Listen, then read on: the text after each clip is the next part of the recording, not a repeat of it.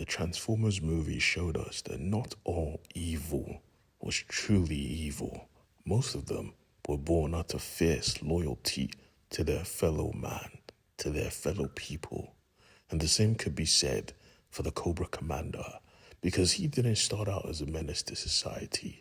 He started out trying to protect the people he cared for, the people who he called his own.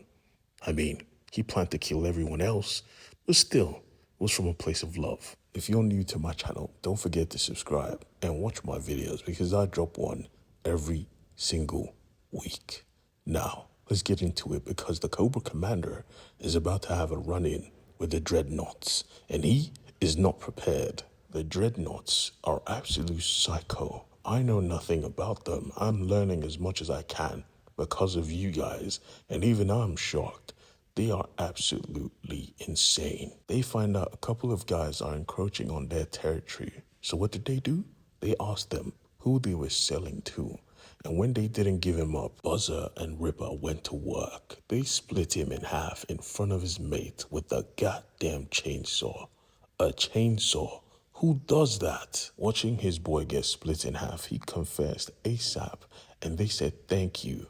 Now come with us, because they promised to get him home, but they never said how they were going to get him home. They wrapped him in chains, got in their vehicle, and drove up at top speed. This brother had to be dragged miles before croaking. They were dangerous. They were absolute psychos, like I said before.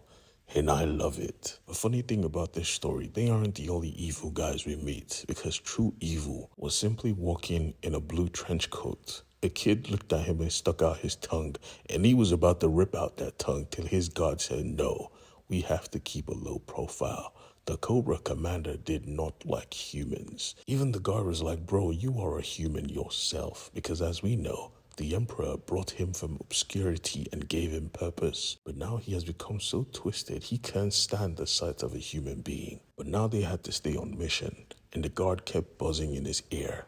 We have to be careful. We have to be low-key. This irritated the commander. He screamed, is that why you're here?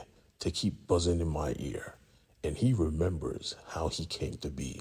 You see, he was just a normal citizen, but to follow the commander, to follow him, protect him, and be able to keep up, he had to be more than he was before. He had to be enhanced, and that was painful. He reveals that his master was being cautious by sending him. They honestly don't know where the Cobra Commander's loyalties lie, and this was like a slap to the face. How dare you? Just because I'm ambitious does not mean my loyalty can be tested.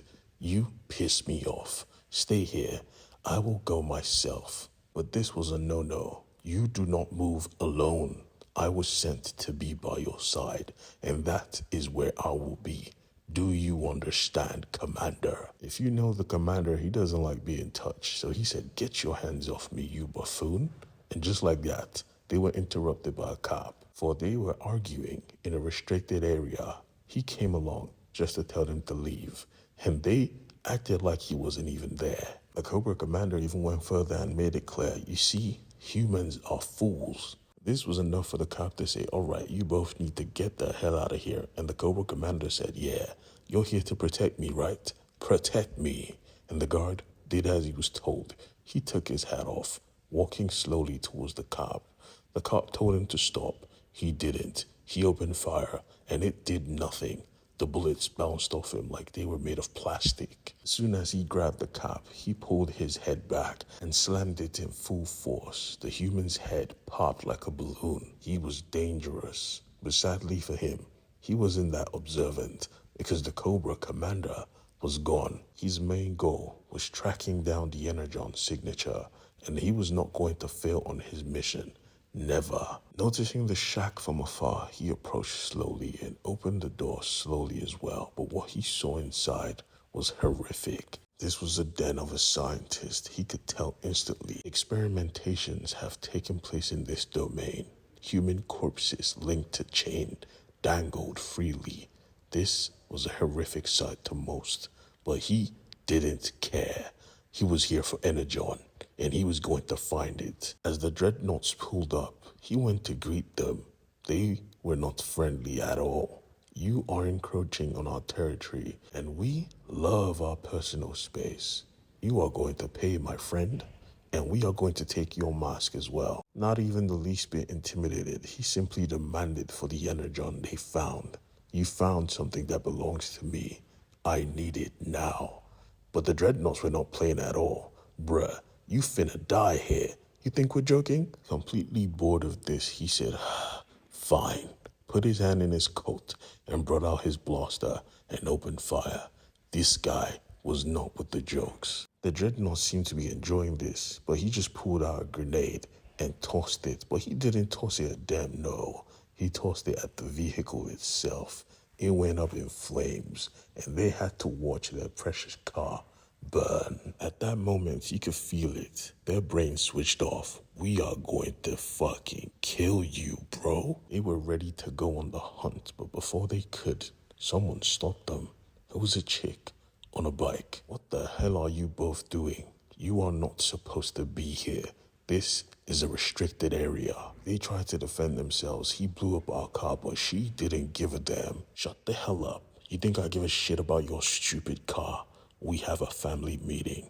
Now follow me. As she led them both out, they left the commander in his wallows, and he was about to enter another disastrous situation, and this time he had no one to protect him.